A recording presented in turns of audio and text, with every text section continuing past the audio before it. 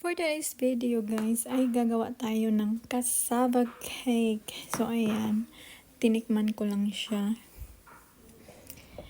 Ngayon, hindi ko pala napakita sa inyo na may grated cassava ako dyan na 1 kilo. At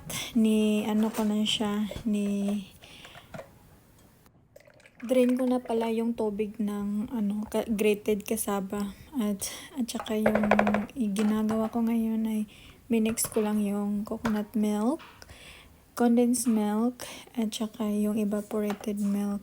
So, mag-iwan kayo ng at least para sa toppings guys. Kahit maliit lang na coconut milk or condensed milk and evaporated milk. Tapos, nilagyan ko rin yan siya ng 2 egg at saka 2 tablespoon na melted butter.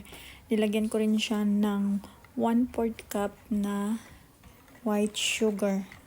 Mix nyo lang siya hanggang na ma-mix very well. At saka na-on ko na pala yung oven namin guys. Yung about like 180 degrees on the oven. And then lagay natin siya ng baking tray.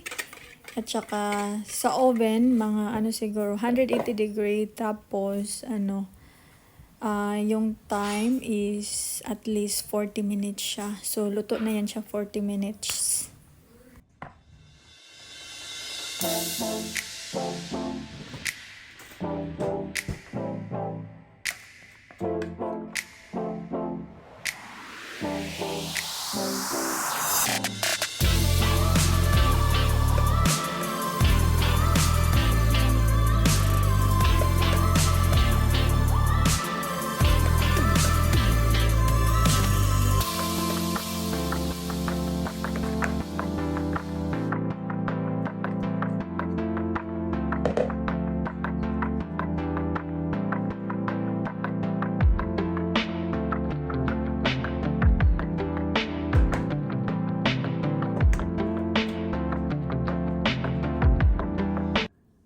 Dalawang egg yolk pala ang nilagay ko dyan guys. Yung sa butter niya 2 egg yolk, at saka yung sa toppings 2 egg yolk din.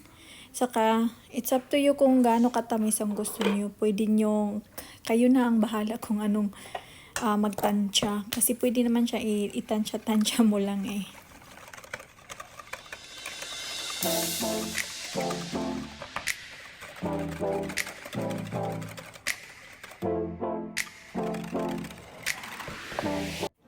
Hindi ko pala napakita sa inyo guys ang paglagay ng toppings.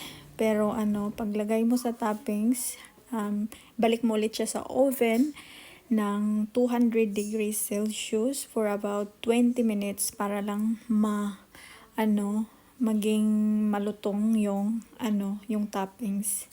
That's it. Bye.